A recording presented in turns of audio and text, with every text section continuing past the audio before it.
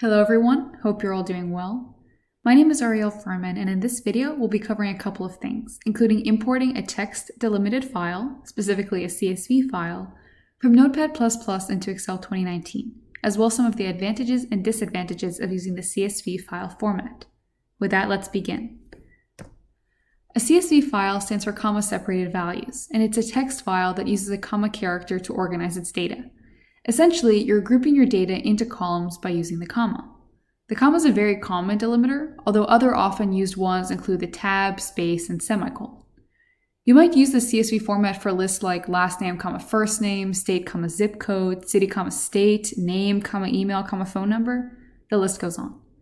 The idea is that the CSV is a plain text file that you can import into Excel. As I mentioned before, I will be using Excel 2019 for this video. After importing it, you can then manipulate the data further in Excel. Sometimes you will be asked to save the Excel file as a .csv, and I'll show you how to do this. For example, if you need to import a list of contacts to MailChimp, you would need to have first saved your Excel file as a .csv.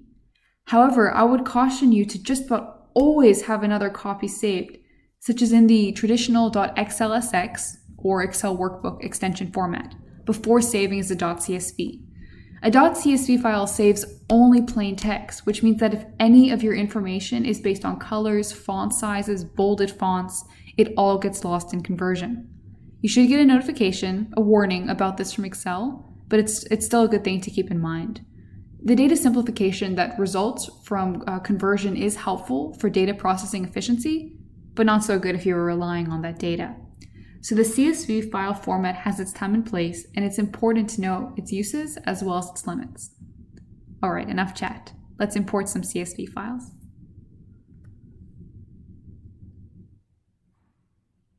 Go ahead and open Notepad++.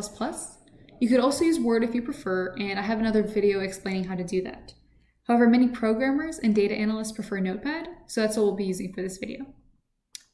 Begin populating the data. I'll be making this list with last name, first name, and I'm including that as a header. It just makes the data far more legible during analysis. Let's start with Brown, John, Doe, Jane, Smith, Beth, and Lane, Anne. Now, I'm going to click File and Save As, or you can press Ctrl-Alt-S for the keyboard shortcut. There are two methods that I want to show you for the actual file import. I'm going to go to my folder Excel videos. And this is the first method. I'm going to save this file as new one. And I'm going to save it as the type normal text file .txt. Press save. Now let's open up a new workbook in Excel. Go to File, Open, and Browse. I'm going to go to my Excel videos folder, and at first glance it looks like my file that I've just saved is not here. However, if I broaden my search criteria to all files, it will immediately appear. Select it and open. Yes, we do want to open it.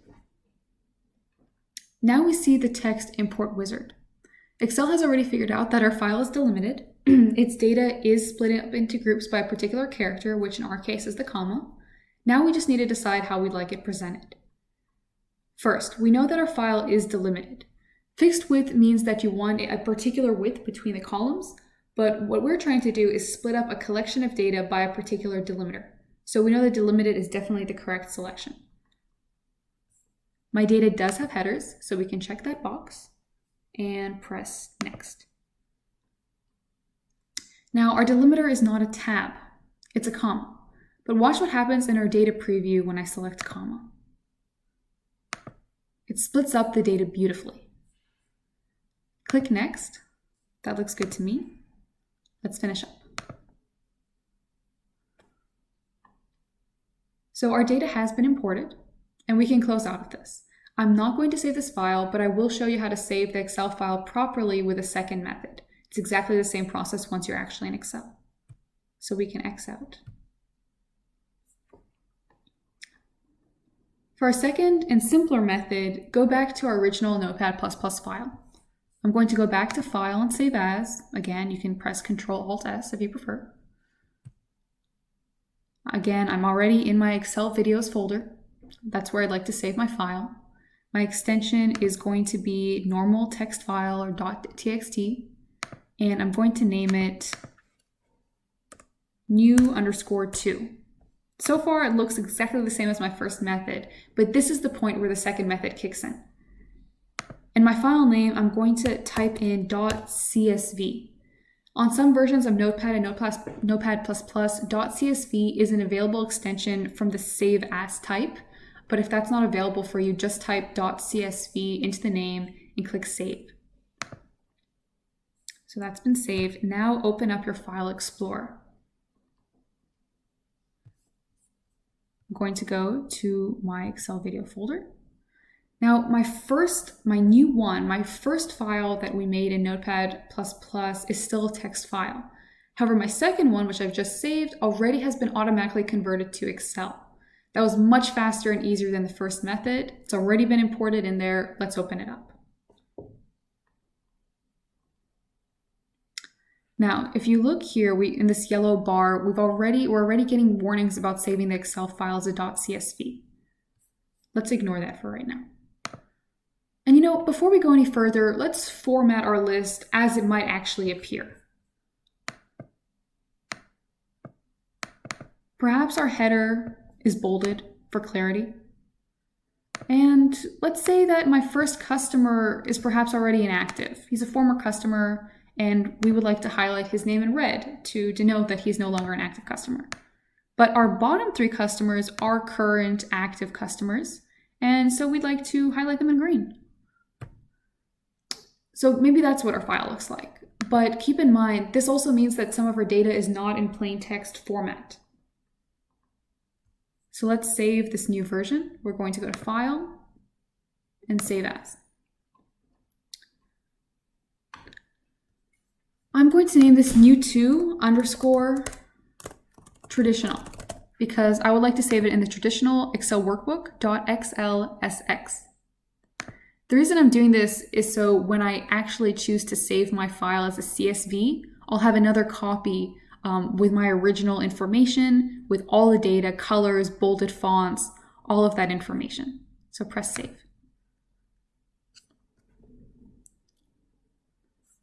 Okay, now it's already been saved. I have a copy. Now I can already start playing with it and convert it to CSV.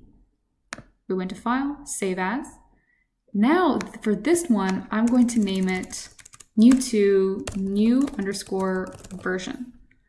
And the extension you save it under will depend on your operating system. If you have a Mac, you will click on the CSV Macintosh version. I'm using Windows, and particularly for this video, we could either press CSV, Delimited or CSV MS-DOS.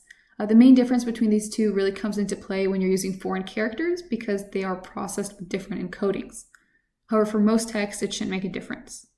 I'm going to select the MS-DOS and press Save. They're saved. I'm going to X out. Now I'd like to open up my new2 traditional so we can actually compare the traditional, the XLSX version with our CSV. That looks really nice, bolded font, different colors. I have all my information, whether it's plain text or not. However, now let's open up our new version, the one that I've converted to CSV. Wow, that's a pretty big difference. I lost my bolded font, I lost my colors. Now imagine if you had a long list of that data. That would be quite a significant loss of information and data. However, again, it does make it a lot easier to process. So because we saved our file in both the XLSX and the CSV, we have more power over our data because we can do whatever we want with it. If we need to import it as a CSV file, we can do that with our CSV file. But if we want to just really be able to analyze our information, we still have our colors and our bolded fonts. So that includes this Excel video on CSV files. I hope that answers your questions. If you haven't already, please subscribe below, and thank you for watching.